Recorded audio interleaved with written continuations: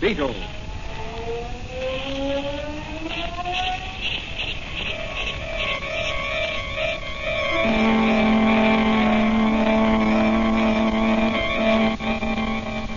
Sweeping down from the underworld to smash gangland comes The friend of the unfortunate, enemy of criminals. The mysterious, all-powerful character, a problem to the police.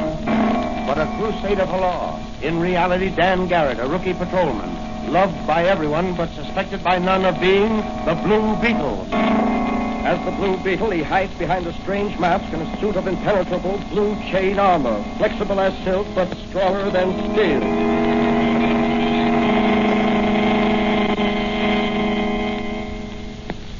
Today's Blue Beetle episode is entitled Murder for Profit.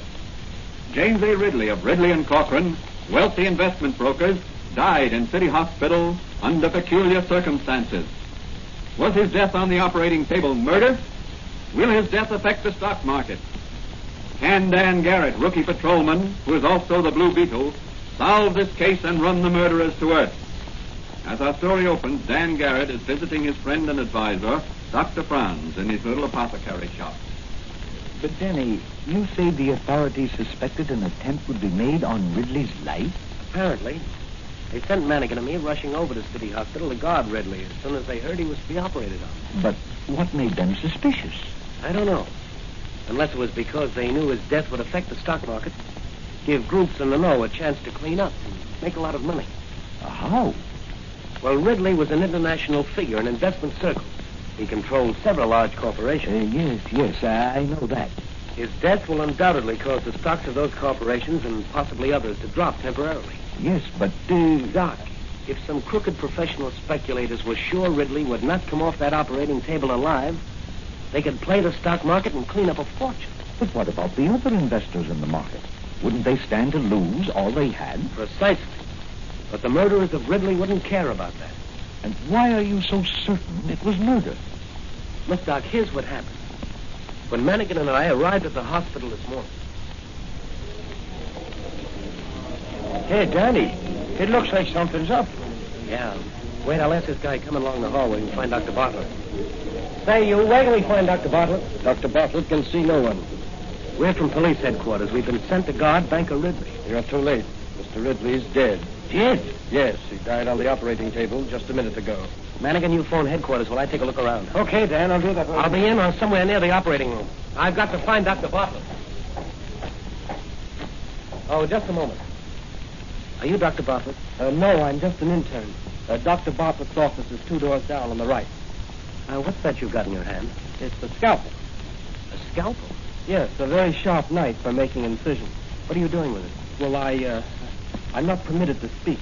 Come on, open up. I'm the law. Well, you'll have to see Dr. Bartlett. I'm seeing you right now with a bloody scalpel in your hand. Here in this room here, I want to talk to you. But in you go. Now tell me what happened in the operating room. I assure you, it's against the ethics of... Ethics be hanged. Talk. Did you kill Banker Ridley? No, I tell you, I had nothing to do with it. Then what are you doing with that scalpel? I picked it up after the lights went on. The lights went on? Were they off? Yes. Just after Dr. Bartlett made the incision in Mr. Ridley's throat and was about to operate on the diseased gland, the lights went out suddenly and a stench bomb exploded just inside the door.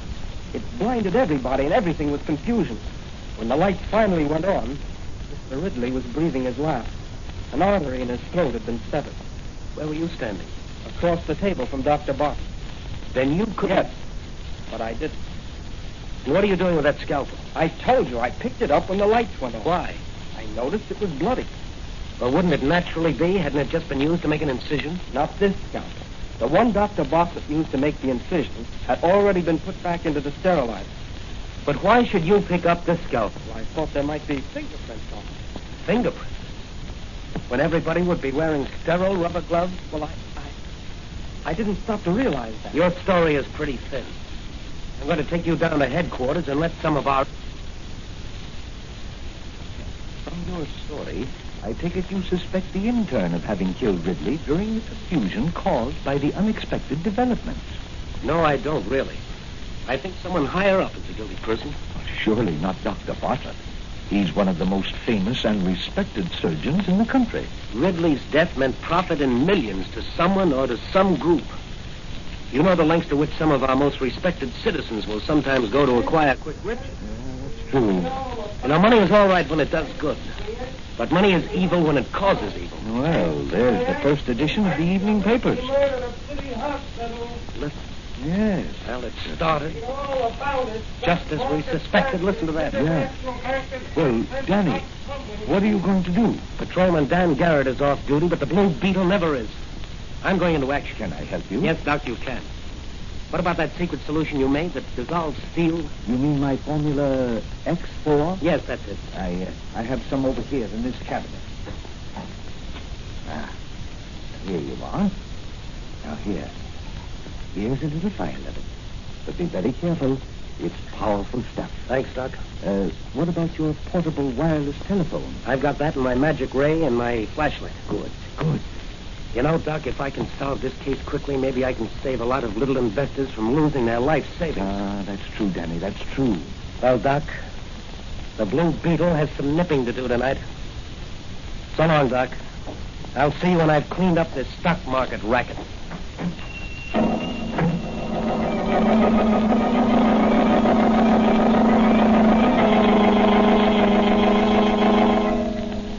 Again, the Blue Beetle rides the night wind.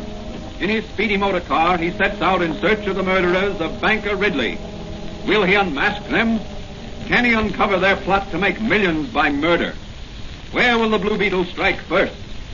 In a dark street at the rear of the Ridley home, a long blue motor car comes to a stop. A figure silently steps forth and approaches the high wall around Ridley's city home. Now, here's the rear of Ridley's house. I'll have to watch my step. This wealthy neighborhood's well guarded. Ah, here's a door in this wall. Locked, I'll bet. Just as I thought. Let me see now. Try one of these master keys. No, that one won't do. I'll try this one. Ah, that's the one.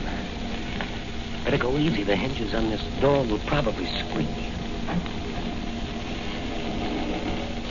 So far, so good. Better close this after me. Watchman finds this open, he'll be suspicious. Now to gain entrance to the house without arousing anyone. Hang that. What's going on down there? Hold on, Carol, leave this bottle at you. Plain cat make as much noise as a garbage collector. Here's a window. Only wired down with a burglar alarm. Just attach these suction cups to it, and I'll cut out the glass, remove it without disturbing the frame. That's got it. I'll just remove the whole pane of glass and climb through. There. Now, I'll look around with my flash. That's the kitchen. All clear here. This door must lead into the dining room. No, that's the pantry. The dining room is beyond. What does this other door lead to? It's the hallway. The library should be up there on the right. Everything is dark. Well, this is my chance to search the place. I'll take the library first.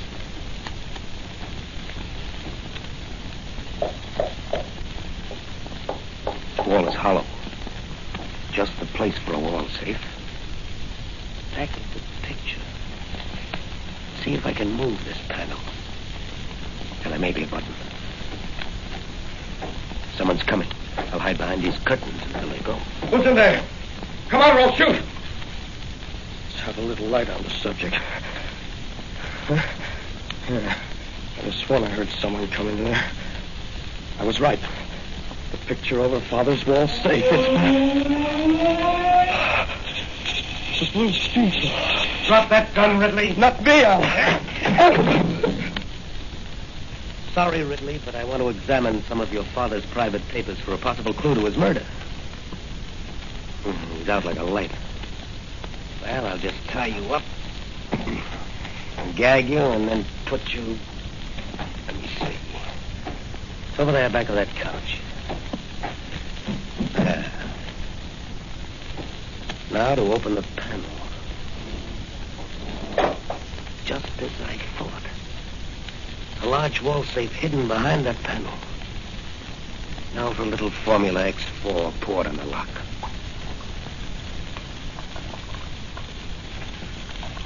She's working all right.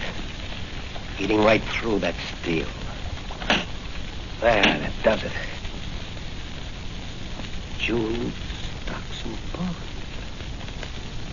What's this? A letter. To whom it may concern. This is to inform the authorities that should my death occur due to other than natural causes, it would be advisable to investigate the affairs of my partner, Charles Cochran, and my adopted son, Samuel. Well, Mr. Ridley, the Blue Beetle will certainly investigate. I'd better take these papers and jewels along with me. They'll be safer with me than here with your adopted son, Samuel.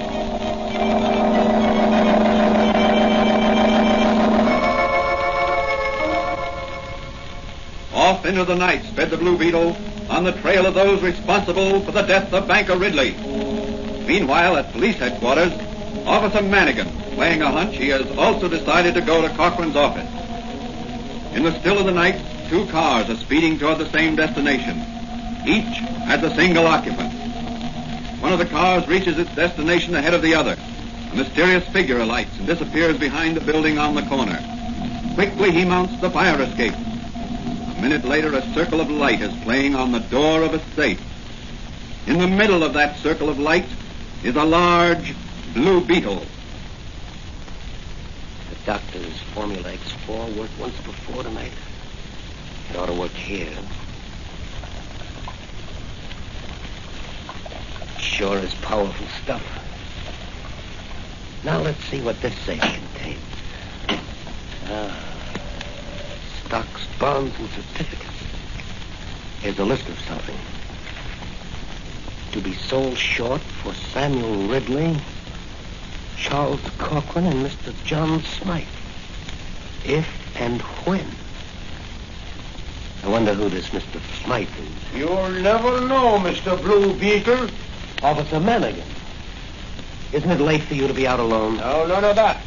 I've got you covered, and I'll shoot you if you make a move. You're going to the station house with me. Maybe you can explain to the DA what you're doing in this office at that safe there. I was looking for the lost cord. Cut out the wisecracks and slip these bracelets on. I'm sorry, Manigan.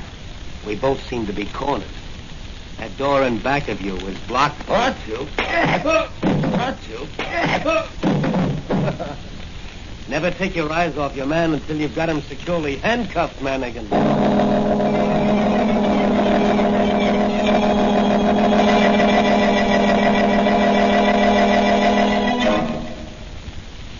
After taking the unconscious Manigan back to police headquarters and propping him up against the front door, the Blue Beetle sped on his way to the home of Charles Cochran. Arriving at his destination, he enters the Cochran home by means of a skeleton key. And hearing voices, he slips into an adjoining room and listens. Oh, here's your check, Dr. Bartlett, for $7,500. Your fee for operating on old man Ridley. The operation was successful, but the patient died. Yeah, but what about the profit on the stock? Well, we'll settle that when we complete the transaction. I'm carrying your account under the name of Smythe, you know. Yes, but what if... Oh, are you worrying about the intern who was arrested? Yes, frankly, I am. Well, don't worry about him. He'll never testify in any court. I had someone bail him out, and he's here in this house now. We're sending him away tonight on a one-way ride. What? You don't mean... Exactly. Oh, but you can't do that. Why, that's... Murder? Yes, Dr. Bartlett. Murder. Just like your operation on my partner today. True, one of my men short-circuited the light at the hospital, And another one disguised as an orderly dropped a stench bomb. But you, Dr. Bartlett, severed the artery in banker Ridley's throat. The Blue Beetle. Yes, the Blue Beetle. He's going to nip a band of murderers. Gus, Remo! You call, boys? Don't move, any of you. I've got men outside, and they're coming in to take you. Pardon me, Mr. Blue Beetle. I doubt that statement. I happen to know that it is the Blue Beetle's proud boast that he works alone.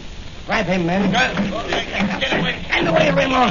I'm going to shoot the Blue Beetle. That's what you think, Cochran. Come here, Remo. I'm going to give you a little ride through the air. No, senor, it's a mistake. You know, don't Ramon. Your knife, Remo. Into his heart. Rip up the Blue Beetle. Right, boys. Oh. Right on the toe of my boot, Gus. And now you, Raymond, up you go. Oh, no, senor. And across the room into your boss's lap. Blue Beetle, get those hands up. Young Samuel Ridley. You must be Houdini to have gotten out of those bonds, or else I've forgotten my sailor knots. You've forgotten something else, Blue Beetle. I'll take whatever you took from my father's safe. Certainly, Ridley. Here you are. Good. I thought this gun would make you seaweed. Foxed you, Ridley. Now, all of you, stand over there. I'm going to release the intern you're holding prisoner, and then... Good. Blue Beetle is out like a light. I'll tie him up and throw some water on Waymore there. Right, boys. I'm getting out of here. Oh, no, you're not, Dr. Bartlett. I need the famous surgeon for one more little operation. No. Don't worry, Dr. Bartlett. It won't be murder this time. But I've got a better idea. You're just a little operation on the Blue Beetle's vocal cords and the muscles of his arms. What good will that do? He won't be able to speak or write when you get through with him. And he doesn't dare turn himself over to the police. No, it's But fiendish. necessary. Gus. Yeah, boss. Take the Blue Beetle into the other room and put him with the intern. Then come back here. Okay, boss. Gee, he's heavy. Maybe he's dead, boss. He'll wish he were before I get through with him. The Blue Beetle's nipping days are over.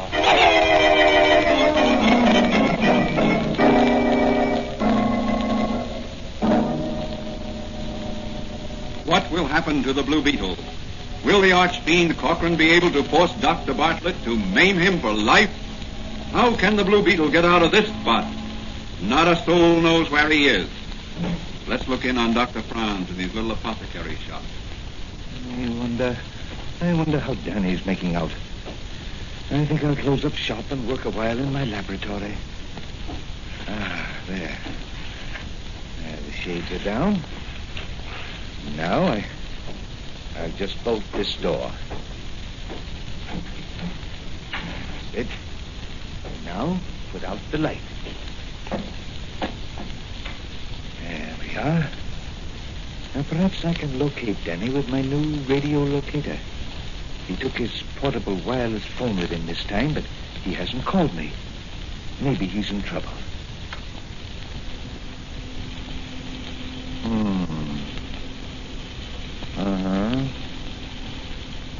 I can't seem to locate him. I'll just swing it north 2 more degrees. There. Now let's see. That's got him. Contact meter registers pretty weak, though. His vitality must be low. Now perhaps if I connected up my radio energizer to this locator, I could shoot some vitality to him through the ether. I'll just connect these 2 wires here, so, and then turn on the energizer and let him have it.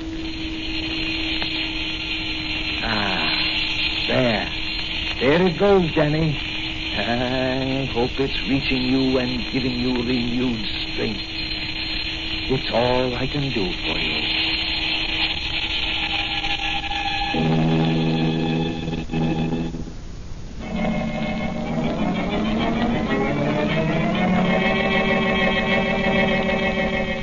Are the energizing rays sent out by Dr. Franz reaching the Blue Beetle? Has he again managed to outwit a clever and ruthless gang of murderous racketeers? How can he escape their clutches? Let's look in on the little room in the Cochran home where the Blue Beetle was imprisoned with the intern from the city hospital. Where am I?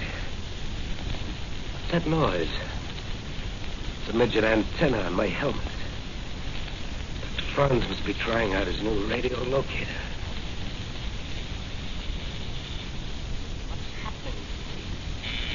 I feel as if I were being pumped full of energy. I can burst these burns easily. Well, who's that over there on that cot?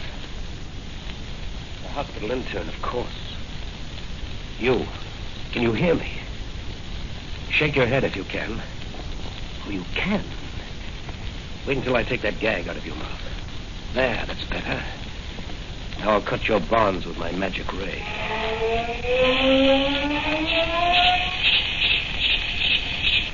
The Blue Beetle. That's right. How do you feel? A little weak. You hold my hand a minute. Get some energy from me.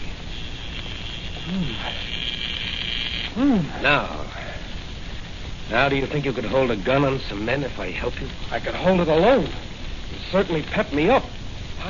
How did you do it? That's a secret. Now here is your chance to be a hero. I'll do anything I can to get out of here. Good. Have you a fountain pen? Yes. Here it is. Well, you hold it like this, you see, like a pistol. This way? That's right.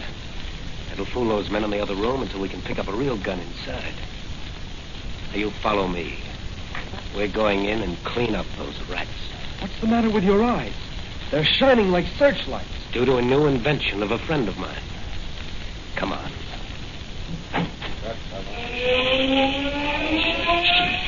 The Blue Beetle.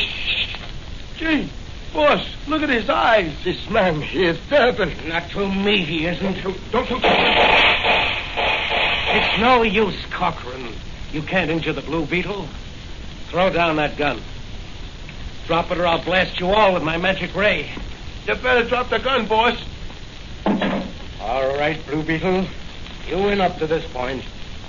But how are you going to turn us over to the police? Why, you don't dare... Yeah, you intern. Here's your chance to get even with the doctor and this gang who are holding you prisoner. Pick up that gun and keep these men covered until I tie them up. Okay. Here comes the law. I called the police on my wireless telephone. You'll all be in safe hands soon, safe for the citizens of this great city. No more will your secret machinations bring distress to honest investors. Gentlemen, the Blue Beetle's job is done. You'll soon be paying the penalty of your dishonest schemes. I'll leave you to the tender mercies of the district attorney.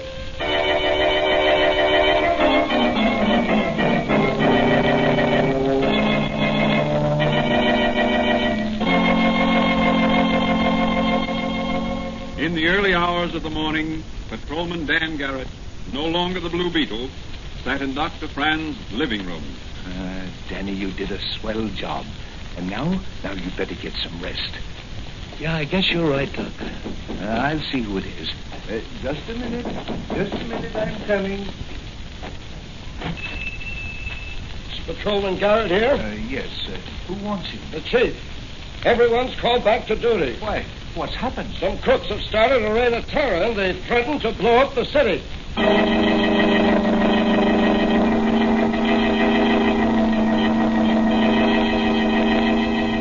There's no rest for the Blue Beetle or for Patrolman Dan Garrett. What will develop in the next chapter of Dan Garrett's life? As the Blue Beetle, will he be able to run down and apprehend the members of this dynamite ring? Can he outsmart this deadly gang of underworld characters? These questions will be answered in the next episode of The Blue Beetle.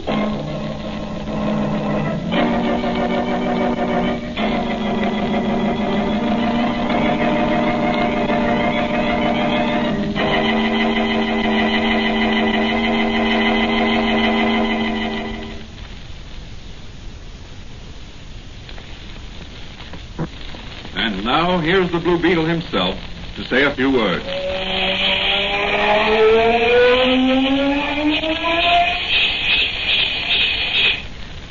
Folks, the moral of this story is that the confidence of our friends often gives us new strength and new courage.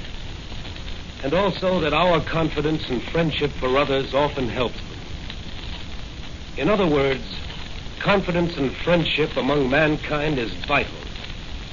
And if everyone is sincere in everyday life, they will aid others or be aided by others, just as Dr. Franz sent new vigor and vitality to me in order that I might rise and fight. So my advice to young and old is to cultivate the friendship and confidence of your fellow men.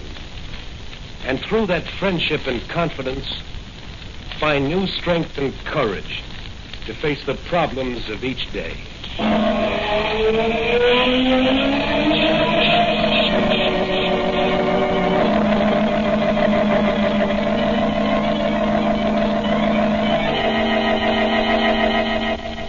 The Blue Beetle is a copyrighted Fox feature appearing in Mystery Men Comics magazine on sale at your newsstand. The Blue Beetle is on the air twice a week on this same station. Consult the broadcast schedule in your local newspapers. And don't forget to listen in.